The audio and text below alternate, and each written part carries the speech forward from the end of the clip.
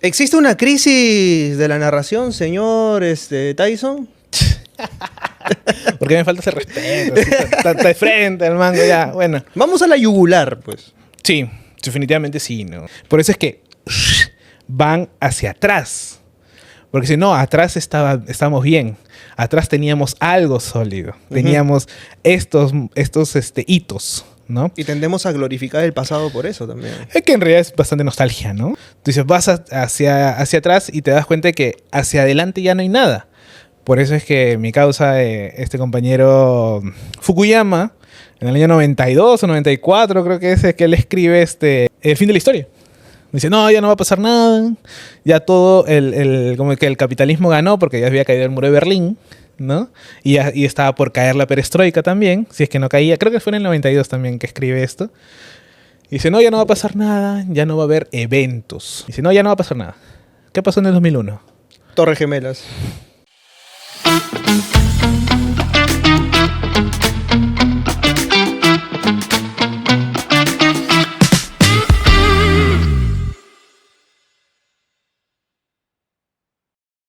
La crítica a la posmodernidad es también la crítica, o ellos hacen la crítica de que ya no hay grandes relatos, ¿no? Antes tenías el relato social, el relato del arte, el relato de la política, y claro, la globalización o la previa, yo siempre digo que más o menos la Guerra Fría lo que hace es tambalear también los cimientos de la cultura, ¿no?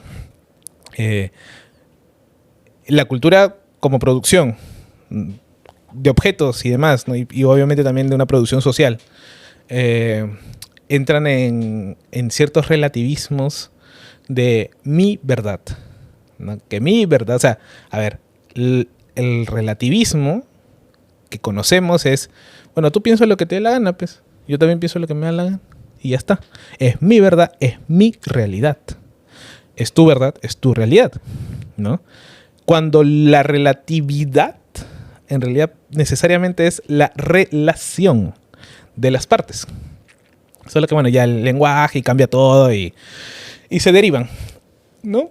Viveiros tiene uno que es lo nativo relativo, que es lo nativo relacional, ¿no? Y claro, ya viene la posmodernidad, viene los postestructuralistas y bueno, caemos un poco en la crisis de las grandes narraciones, que obviamente son las narraciones que defienden a Occidente o que Occidente defiende y son la base y los pilares de Occidente, ¿no? A ver, ahí quería hacer un apunte, por ejemplo, ¿no? Porque acá en Latinoamérica, y creo que es una crisis general, se midió mucho a la gente en torno a la vara del boom. El boom latinoamericano Sí, claro. estableció como una especie de valla, ¿no? Y si eras un escritor colombiano y no escribías realismo mágico, por ahí decían en dónde está este aspecto, o si no tenías la idea de la novela total, que ya sé que odias el término, pero de Vargas Llosa, es como que no tenías una ruta a seguir o para ser publicado o para ser visibilizado. Y luego viene esta onda de la generación Mac Hondo, que trata de romper, o sea, con esta voluntad del boom latinoamericano, pero que sigue siendo comparada inevitablemente con el boom. O sea, y creo que todo lo que viene después en Latinoamérica siempre genera la misma pregunta. ¿Volveremos a tener un nuevo boom yo quisiera latinoamericano? que no. Yo quisiera que no. Lo que pasa es que, a ver, Benjamin siempre te va a hablar pues de la calle de sentido único, la línea del progreso y bueno, entonces si Europa te plantea el progreso como una línea, obviamente ¿cómo decirlo? Es como la evolución. La evolución humana siempre te dice, no, Homo erectus, Homo habilis, Homo sapiens, Homo sapiens sapiens, ¿no? Es como que, acá estaban estos, se murieron todos y nació otro ser humano, ¿no? Claro. Se murieron todos estos y pasó al otro. Entonces es como que una secuencia lineal, cuando no es así, ¿no? En el tema de la narración o las grandes narrativas que fundan Occidente y demás, o sea, no es que los procesos vayan suplantando y superándose unos a otros. No es así. Te lo quieren hacer pensar así, pero no es así. Y claro, la limitancia de imaginar otros procesos, otras formas de existencia y otras formas de producir además literatura. Si queremos llevar a la literatura, lo puedes llevar al arte, lo puedes llevar a la música y demás. Siempre te van a querer vender la idea de, ya, esto supera el proceso anterior. Esto rompe con esto mata al otro y así. Es un lenguaje metafórico de reemplazo, ¿no? Entonces, no es así. En la literatura siempre te lo van a decir y siempre va a decir, ¿por qué? Porque no hay esa incapacidad de imaginar otra cosa. Entonces, cuando alguien hace una reseña, cuando alguien hace una crítica, siempre el camino más fácil es llevarlo hacia un terreno conocido y por oposición definirlo. Entonces, no defines esto como tal, como que dentro de su propio lenguaje. Lo defines en tanto que niega lo anterior, ¿no? Y en su valor está en que niega lo anterior. No encuentras el valor intrínseco de la cosa en sí. Entonces, las narrativas, cuando yo hablo de narrativas, no solamente hablo de narrativas literarias, ¿no? Sino hablo de narrativas sociales, de imaginarios, ¿no? Estos imaginarios que la modernidad nos encauzó, en donde, bueno, claro, el hombre estaba siempre arriba y todo lo demás le pertenece, ¿no? Me acuerdo mucho que los modernos usaban el relato del Géminis, del Génesis, para demostrar el antropocentrismo, ¿no? Dios lo pone y ¿qué le dice Dios? ¿No? Tú vas a nombrar las cosas. Le vas a poner nombre. Ese nombrar es el poder que yo tengo sobre ti. Entonces siempre está Él y todo lo demás hacia abajo. Eso es una narrativa. ¿Qué es lo que te permitió esa narrativa? El extractivismo. Bueno, que ahora lo estamos sufriendo, ¿no? Con más pegada. El extractivismo, las jerarquías humano-animal, si quieres las jerarquías hombre-mujer, ¿no? El hombre por encima de la mujer, ¿no? Entonces, esa narrativa, ese relato, te lo está validando. Entonces, claro, llega la globalización y claro, si quieres verlo desde lo literario, Macondo empieza a romper con los padres del boom, ¿no? Porque estos son la narrativa fuerte, que también fue creada por un marketing. Fue creada, ¿por qué? Porque en el momento España atravesaba pues el franquismo. Una crisis editorial tremenda, No, pero aparte por el franquismo. No, claro, producida por esto. Entonces por el franquismo y había mucha censura, entonces dijeron, puta, tenemos que publicar. Como nunca voltearon la cabeza y dijeron, mira, esa gente estaba escribiendo. A ver, vamos a ver qué hay.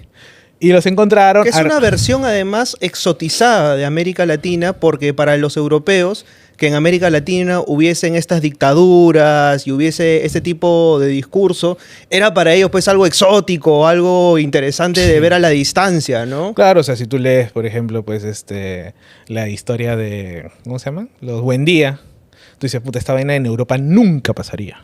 Nunca. Pero no porque necesariamente a nadie se le ocurra algo así, porque hay muchas sagas, las sagas artúricas, por ejemplo, sino que en Colombia o en Latinoamérica tienes una forma distinta de pasar las mismas acciones. Por eso siempre digo, ¿no? Que todo lo que atraviesa el Atlántico muta. Cambia, se vuelve amorfo y dependiendo de cada país... Algo pasa, ¿no? En la transición. Pasa por el Triángulo de las Bermudas y algo se mueve por ahí, ¿no? Entonces, y encima que cae dependiendo de cada país, adquiere ciertos otros tintes. Pasa, ¿no?, de pala a NTCC. Claro. Entonces, es ese tipo de situaciones de los relatos. Ahora estamos en una crisis en donde ¿hacia dónde vamos? O sea, no hay relatos que nos... Por más que hay una sobreproducción de relatos.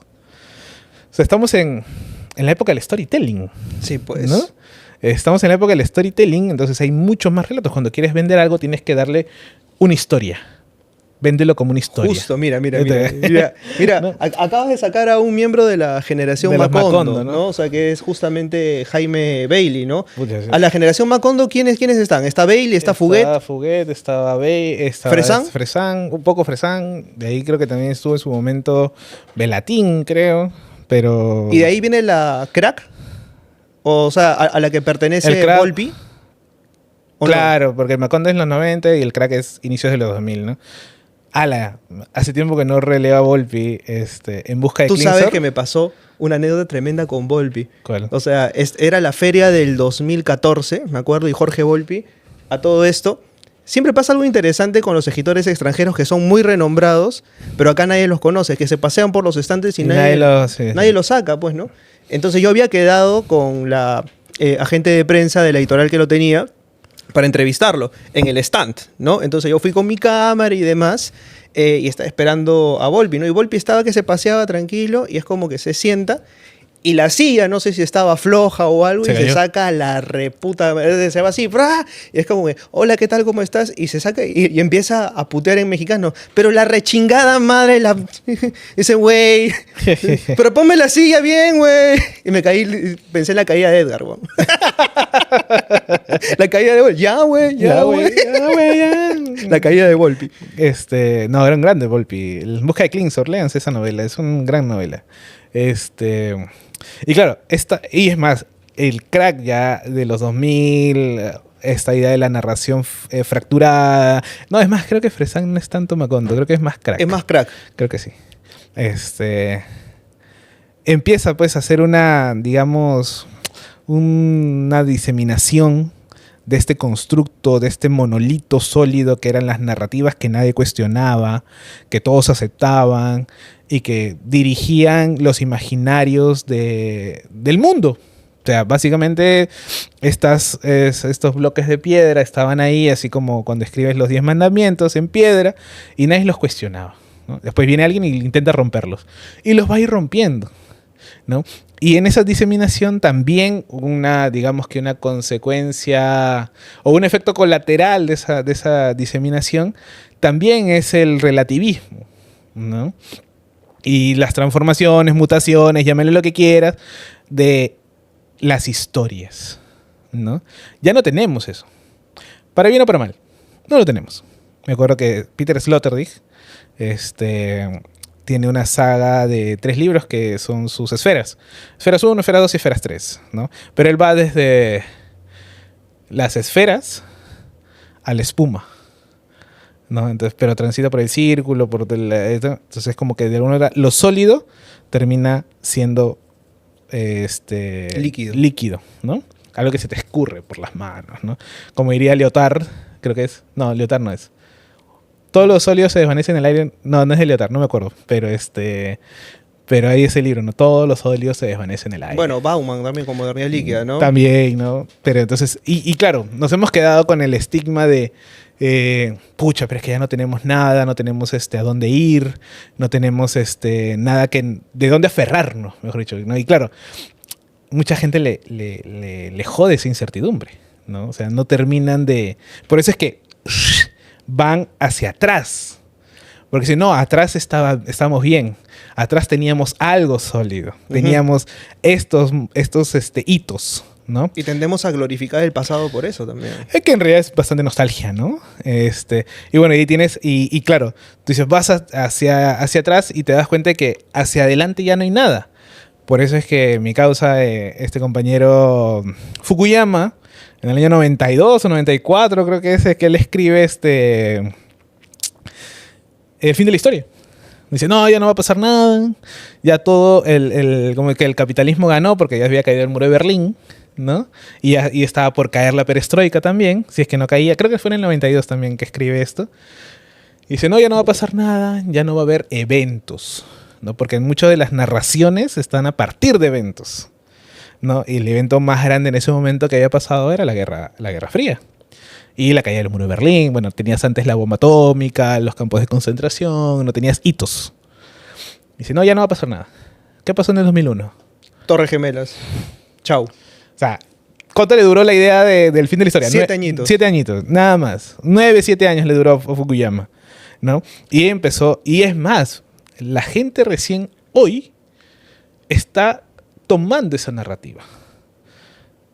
Y casualmente en el 2001 tienes las Torres Gemelas y tienes en Sudamérica tienes el Corralito en Argentina. Y bueno, Mariana 2001, Enríquez, justo, casi. Mariana Enríquez te saca una novela, pues no, Nuestra parte de noche, sobre el Corralito y Sacheri, ¿no? Con La noche de la usina. Claro, o sea, bueno, yo a Secheri no he leído mucho, pero porque no es mi estilo de literatura, pero sí es cierto. Que El único también... pelado bueno que conozco, yo sé de paso. Volpi también es pelado, es bueno también. Es bueno Volpi, ¿no? O sea, me dio pena que se cayera. Justo hablaba, me acuerdo que iba a decir, sí, Volpi ya tenía pelo, ya no tenía pelo. ¿Ah, sí? Claro, Volpi antes tenía pelo, pues. Ah, no te puedo creer. Claro, sí, entonces ya, ahora ya no tiene, ¿no? Pero cuando escribió En busca de Klingsor, que es esta novela sobre matemáticas y nazis, ay, no puedo decir esa palabra en YouTube, pero ahí no importa. Pero los eventos empiezan a generar narrativas. Entonces, si no tienes eventos o no hay eventos relacionados o hitos, terminas no teniendo narraciones. Y a eso quería apuntar, ¿no? Porque mira, ¿qué es lo que pasa? Se va el tema del boom y empieza un desplazamiento hacia una literatura un tanto más intimista, más dedicada a resolver traumas personales, pero también aparece en paralelo una tendencia muy marcada en América Latina, ¿no? Aquí en Perú, novelas a propósito de la guerra interna. Conflicto armado. Uh-huh. En Colombia, novelas a propósito del narcotráfico. Y en Argentina, novelas a propósito de la dictadura cívico-militar. Uh-huh. Entonces, eventualmente, ahí es donde yo siempre les digo a todos los escritores extranjeros que vienen, cada país tiene su propio monstruo. Y es como que escribir a propósito de ese monstruo se vuelve una tendencia y genera una nueva idea. Y también bastante comercial. Todo lo que esté aparte de estas dos narrativas, eventualmente está fuera del margen y se convierte en literatura un tanto más underground, que ya no es tan comercial. Por ejemplo, ciencia ficción en América Latina recién, o sea, se ha puesto como que comercialmente de moda, ¿no? No, yo creo que no, o sea, a ver. Partamos primero a Perú. O Lima, para ser más específico. Nuestra literatura es eminentemente realista. Hay muy poco cultor bueno, quizás ahora un poco más, pero antes no había tanto cultor de otros géneros más que del realismo. Siempre había un corte muy realista, ¿no? Entonces eso también, para bien y para mal, tiene una tara y puede ser que sí, ¿no? Pero hoy, por ejemplo, y hay una corriente del weird, porque Latinoamérica no hace ciencia ficción, hace weird latinoamericano. Género weird es otro tipo de narrativa, juega mucho con lo fantástico, pero no termina siendo fantástico, tiene más índole que ser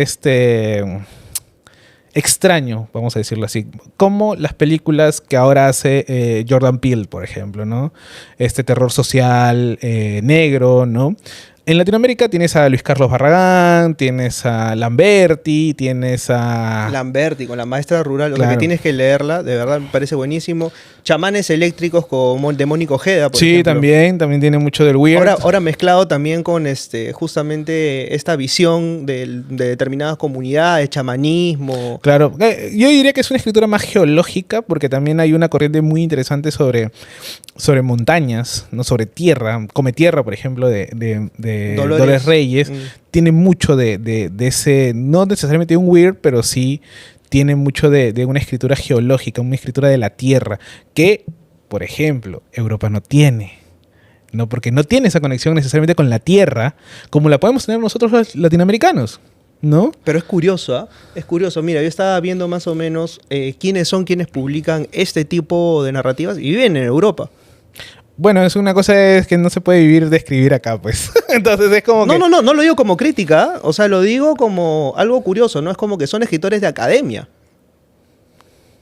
Bueno, algo tienes que vivir también, pues, ¿no? O sea Liliana pero insisto, Colán. no lo digo como algo crítico, ¿no? Simplemente lo digo como algo curioso, ¿no? Estamos hablando de narrativas desde la academia, ¿no? ¿Qué pasa con aquellos que no están necesariamente dentro de la academia y quieren escribir sobre estos temas? Lo que pasa es que creo que no necesariamente son escrituras desde la academia. Son escritores que por la precariedad del oficio han tenido que caer en la academia. Porque era lo único que... O sea, son buenos escritores, Pasoldán, por ejemplo, que de alguna otra manera el reconocimiento de sus anteriores obras le permitió ingresar a la academia. Él no necesariamente era un académico. Entonces, en un sentido precarizador de la profesión, está aprovechándolo, ¿no?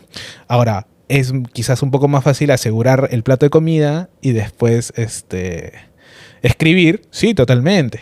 Y claro, los que están por fuera, de alguna otra manera tienen más difícil. Ahora, si quieres hablar de si son reconocidos o no dentro de la academia, es la de todo porque el capital es así. O sea, si tienes buenos contactos, si tienes buenas conocidos, tu novela puede ser una porquería, pero bien encaminada porque storytelling.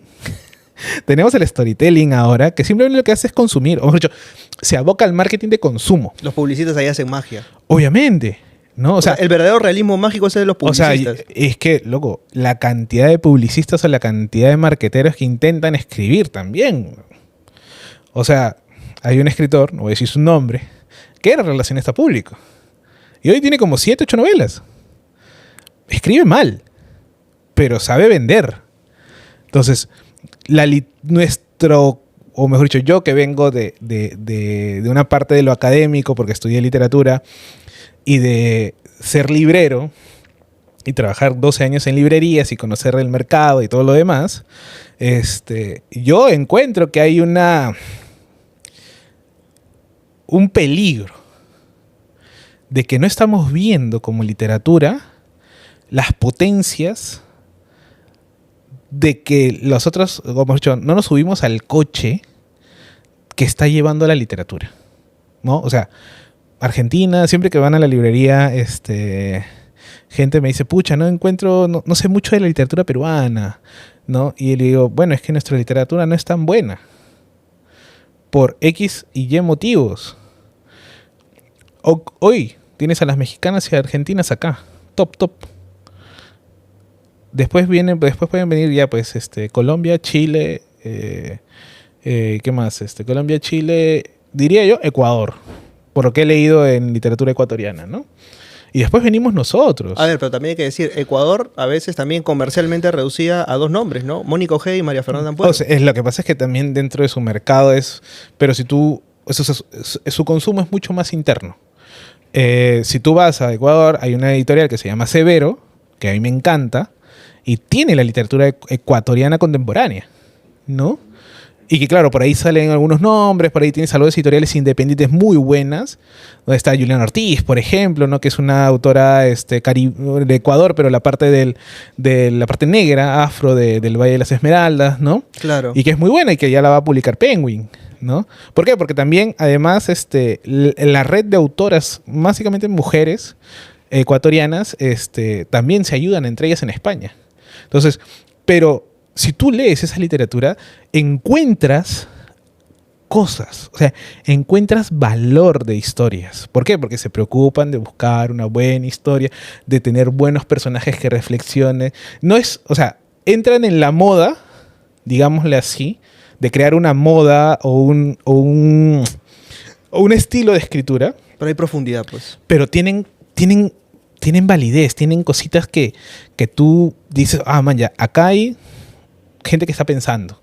Hay un trabajo de escritura. Y claro, tienes que irte a otro lado porque te da una beca, que te puedes dedicar a escribir, ¿no? En cambio acá no. Y también porque son buenas observadoras.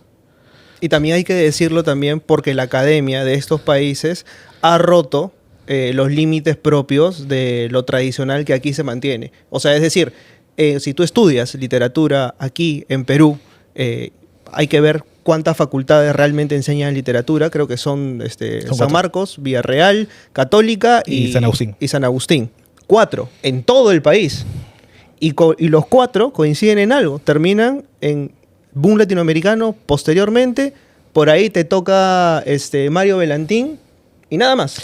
Lo que pasa es que, o sea, una cosa es la academia y yo te digo, claro, lo académico hay una fuerza de volver hacia atrás. O sea, que lo valedero está atrás. No está en el pasado. Claro, ¿no? Pero estos países que te digo ya rompieron con eso. No, obviamente. Tienen sus departamentos de literatura mucho más contemporáneos. Tú mismo te has ido a Ecuador hace poco. Claro, yo estudié una maestría en Ecuador, entonces porque acá no iba a encontrar lo que yo quería. Y mi estilo de lectura y lo que yo busco en una novela o en un libro tampoco es que me lo esté dando el mercado. O sea, yo me las tengo que buscar y decir, esto me interesa, esto de acá. Entonces yo voy armando mi propia narración, vamos a decirlo así, ¿no?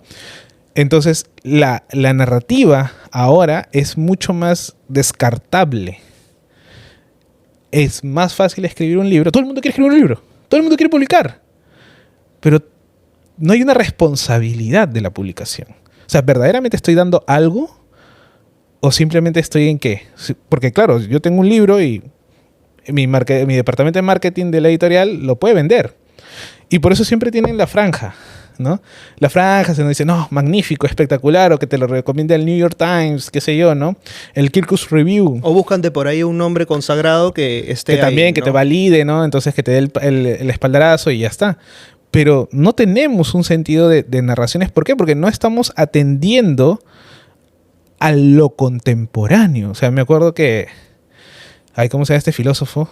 No me acuerdo ahorita. Agamben. Ya. Tiene una frase. Contemporáneo es aquel que puede leer la oscuridad de su propio tiempo, Qué lindo. ¿no? Y eso, me acuerdo cuando lo leí, dije, el tío está en... O sea, el tío la vio. Entonces, contemporáneo es que no porque me escribas una novela sobre, no sé, pues los riesgos de internet, puta, ya eres contemporáneo. No, o sea, que tu novela se parezca más a Black Mirror no quiere decir que sea contemporánea, ¿no? Porque de repente muchas veces es hasta fallida. Se confunde el contemporáneo con usos de los elementos vigentes en ese momento. Claro, o sea, no generas un pensamiento propio sobre el uso de las tecnologías, no generas un pensamiento propio sobre la política contemporánea, o sea, cómo se entiende lo político hoy, ¿no? Los riesgos de los neoreaccionarios, los riesgos de la derecha radical, los riesgos de los nacionalismos extremos. O sea, no se entiende porque no se quiere poner a pensar. Y obviamente porque también estamos en un país súper precarizado, ¿no? O sea, donde tienes que, no sé, trabajar en 5 lugares. Tú eres profe, o sea, trabajas en 5 lugares. Apenas si llegas y tienes para leer. Encima tienes esto, ¿no? Entonces, o sea, también nuestro síntoma de la falta de narrativas, hemos dicho, nuestro síntoma de lo mal que estamos en literatura es también un síntoma de que no tenemos narrativas y que no tenemos gente que está pensando las narrativas y que no está viendo las narrativas, no está viendo la contemporaneidad.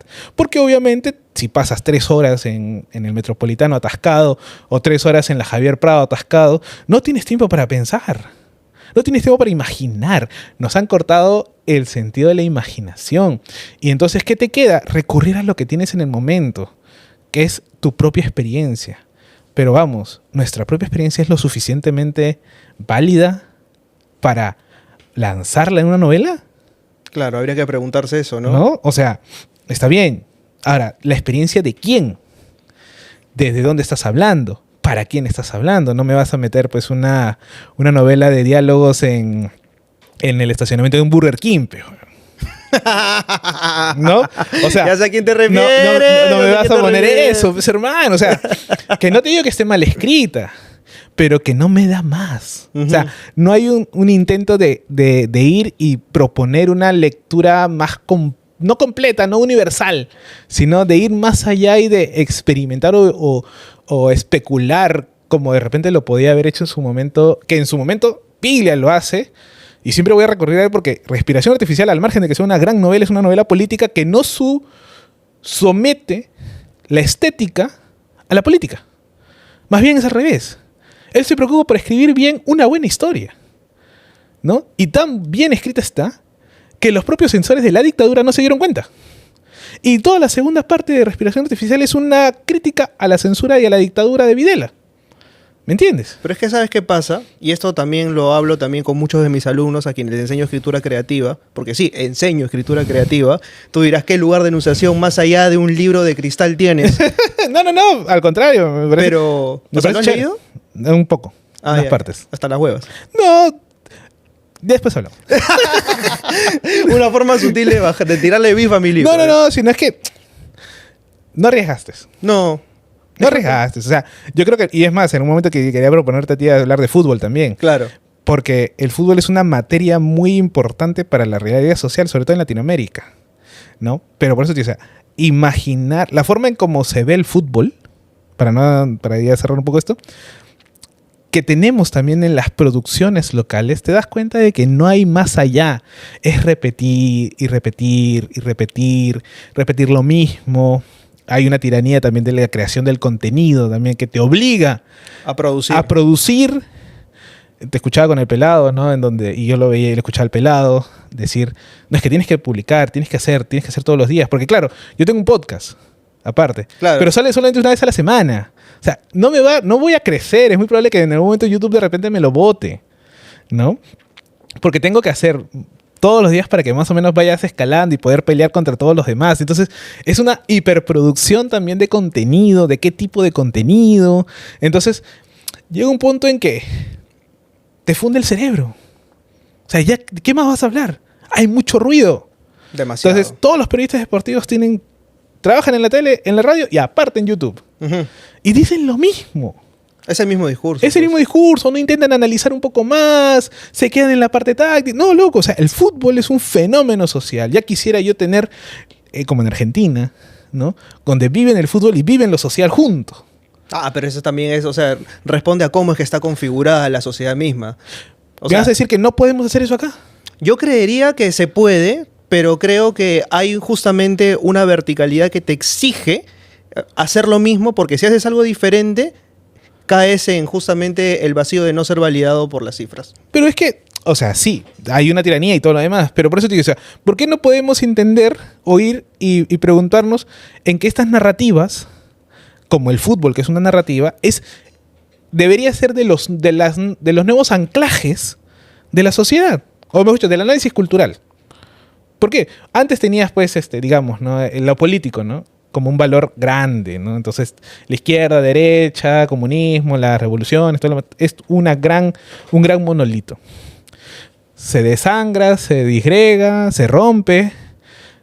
Estamos en una sociedad que no tiene relato, que no tiene a dónde ir, que la gente no quiere pensar. Por eso es que muchas veces el cine de catástrofes y las distopías están muy a la orden del día, porque son esas crisis de mundos. Y claro, entre medio te lo quieren vender y hay una esperanza, la leve esperanza, pero no necesariamente es una esperanza. Pero no hay más relato. ¿Por qué no tomar el fútbol como ese relato en donde veamos, al menos en Latinoamérica, que yo creo que, a diferencia de Europa y la Premier y demás, Latinoamérica tiene mucho de intersección con lo social? Entonces tú puedes ver los mismos síntomas de peligro de la sociedad peruana en el fútbol. O los peligros que le depara el futuro del Perú en el fútbol. La vez pasada había una activista, ¿no? No defender, pero tampoco criticar a Farfán. Y en ese momento... por lo que dijo a propósito de que queremos un Día del Hombre. Claro, ¿no? O sea, porque en el sentido... No, Ministerio del Hombre. No, solamente eso, sino por lo de los gatos. Decirle gato a otro negro. Ya. ¿No? Sofía Carrillo. Claro, que era como que decir, no, es que yo, o sea, es un producto de un afroperuano que yo no le puedo decir que no. O sea, no es que pueda ir en contra de eso. Luego, ahí se perdió la oportunidad de decir que Farfán es un sujeto afro alienado. Alienado porque no tiene conciencia de clase. Y abrías el debate. ¿Me entiendes? O sea, no por ser eso, o no por ser algo como un futbolista que tuvo éxito, que tuvo plata y todo lo demás, no le podemos decir que está mal. Que está mal. Está haciendo cosas mal. Con los argumentos, como que digo, la alienación. Que es un proceso que también va en contra de la narrativa. O sea, las narraciones no existen porque somos sujetos alienados, que no nos permiten construir cosas. Hay una novela de Ramiro Sánchez que se llama Un pianista de provincias, que es una novela distópica. Pasa el fin del mundo, ¿no? Y es un músico que transita provincias. Pero ¿qué es cuál es la idea que te quiere decir a grandes rasgos Sánchez? Es uruguayo. Léanla, es muy buena. Que en un momento la globalización que se te vendió, como la gran narrativa, lo que va a hacer es que va a implosionar tanto que vamos a volver a las provincias. Y vamos a ser sujetos provinciales. Y yo soy un fiel creyente de eso. O sea, la globalización falló como narrativa. El internet, el estar súper conectado y demás, en algún momento, no por nada, la ciencia ficción te plantea la guerra contra las máquinas. Doom, sin ir muy lejos, tuvo una guerra contra las máquinas y prohibieron las máquinas. Y por eso tienen los mentals, que son humanos con un super cerebro para hacer cálculos astronómicos y demás, ¿no? Y son provincias, son planetas, cada uno es un espacio, ¿no? Entonces nuestra última gran narrativa fue la globalización. Has mencionado eso y a mí se me viene a la mente una novela de Rivera Letelier, el chileno. ¿Cuál? La narradora de películas. Ah, eso no lo he leído. La contadora de películas. ¿La contadora o la narradora? Bueno, ahí está. El tema es el siguiente, o sea, en las oficinas salitreras del norte de Chile, Arica, Atacama, toda esa parte del norte de Chile, el cine era un lujo, como para muchas personas, entonces llegaba un cine móvil que eventualmente proyectaba películas. Entonces la gente no tenía plata para ir al cine, entonces mandaban a una niña para que vea la película y luego fuese de casa en casa contando la película. Me parecía bien, bien Fahrenheit 451. Sí, totalmente. ¿No? O sea, Pero ahí está el tema, pues. ¿Qué es lo que pasa? El negocio de la niña hace que su familia eventualmente pueda prosperar, pero alguien se percata del negocio y lo que hace es traer la globalización y los cines baratos a las casas, quitándole chamba a la niña. Pero, pese a todo, o sea, pese a que hay eventualmente una crisis de que la gente ya dice, ¿para qué voy a escuchar esta bona si puedo ver la película? Hay gente que prefiere escucharla porque la versión que cuenta ella es mejor que la de la película. Y en algún momento compiten ella contra el cine.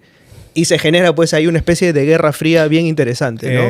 Benjamin tiene este texto hermoso que se llama El narrador, Walter Benjamin. Y él dice que el narrador da consejos a los oyentes, ¿no? O sea, claro, él habla del narrador que narra, pero también el narrador que habla, ¿no? Entonces, hay mucho de eso, o sea, qué narrativas estamos viendo, qué estamos queriendo contar y cómo queremos contarla también, ¿no? Pero para eso tenemos que observar, tenemos que ver, tenemos que... Y observar no solo hacia afuera, sino hacia adentro.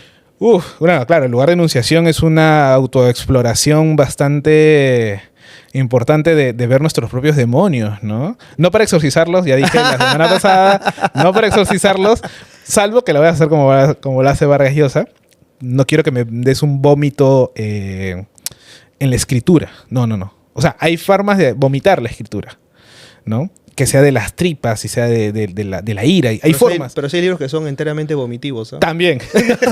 Hay uno que fue finalista del Clarín, ya después te cuento. ¡No! ¡No me digas eso! Es horrible esa novela. No sé quién le dijo que escribía, pero bueno. ¡No! Yo estoy siendo imparcial, hermano. Y no lo digo yo, lo dice mucha gente además. Por eso te quiero, hermano. Pero por eso, o sea, es que si nos sinceráramos y supiéramos y decir que nuestra gran narrativa, si quieres una narrativa nacional, hoy por hoy, es la precariedad. Nuestra precariedad como sociedad, como personas, como individuos, como todo, como política, como fútbol y demás. La vez pasada tu causa, el diamante sentado en un bloque de hormigón. Que el club mismo mandó un comunicado diciendo, nosotros le ofrecimos la tribuna, pero él solito se ha querido ir a donde estaba el échale la culpa a Rafa. Entonces, ya, esa precariedad es nuestro día a día. ¿Y sabes qué es lo peor? Y nadie está narrando la precariedad. ¿Y sabes qué es lo peor? La romantización de esa precariedad. Porque es muy fácil caer, ¿sabes? O sea, yo la vez pasada hablaba con una amiga. La precarización, cuando tú tomas la precarización, es muy fácil que caiga la resiliencia. Contra todo nos oponemos ante todas las adversidades y logramos salir. Eso no puede ser nuestra narración. Como nación no puede ser nuestra narración eso. Nuestro lugar ahorita de narración o nuestra narrativa es la precariedad. Explorémosla, sumerjámonos en ella, reneguemos de ella, rompamos todo. En pocas palabras, ensuciarse un poco los pies. Claro, o sea, hagamos eso, no nos queramos ir más allá o fabular de otras cosas. No, pensemos nuestra realidad desde la precarización, desde la precariedad, y vamos a ver que vamos a encontrar un montón de mierda, pero también vamos a encontrar, como dicen, ¿no? La mierda a veces es el fertilizante que se necesita, ¿no? El abono. El abono. Entonces, hagamos eso. O sea, nuestra crisis, existe una crisis narrativa, existe una crisis de que el sistema nos quiere vender hartas narrativas. Ahora todo el mundo hace sketch, ahora todo el mundo hace videos en TikTok contándote escenas y actuando y contando una cosa. Pero es un storytelling de consumo nada más. No es algo que vaya más allá de eso. O sea, no me dejas nada, básicamente. Es que tampoco es la idea de buscar que deje o no deje las cosas. Yo personalmente sí busco siempre sustancia, por eso me gustan mucho los videoensayos, ¿no? Pero si te gusta el sketch, bacán, pero un sketch bien hecho, ¿no? Entonces, ahí esa es la terminología, al menos para ir cerrando ya el episodio que ha estado muy bueno, de buscar la narrativa que pueda ser tanto personal como nacional, pero no en el sentido de una novela nacional, no, sino que mis preocupaciones puedan ir a las demás, o sea, que sea una realidad para otras personas. Algo que yo les decía a mis alumnos, que creo que se me quedó coja la idea hace un rato, era, ustedes no se editen antes de escribir. O sea, primero escriban y después editen. Creo que un poco lo que ha hecho la tendencia globalizante y demás es que te edites antes de escribir y que creas que escribir bien es únicamente escribir correctamente los párrafos, bien colocadas las oraciones, bien colocadas las tildes, la gramática. Y en realidad hay que preguntarnos esto, bueno, ¿qué quieres decir? Y claro, hacia dónde vas y tener claro cuál es tu idea. Yo no le quiero echar idea, ¿no? la culpa a los periodistas, pero, loco, a la literatura, que no se meta. No, mentira, no, broma. No. Pero si quieren, no es broma. Nos vemos el próximo viernes. Un episodio más de Contratapa. Ahí nos estamos viendo. Chau, chau. Chau, gente, cuídense.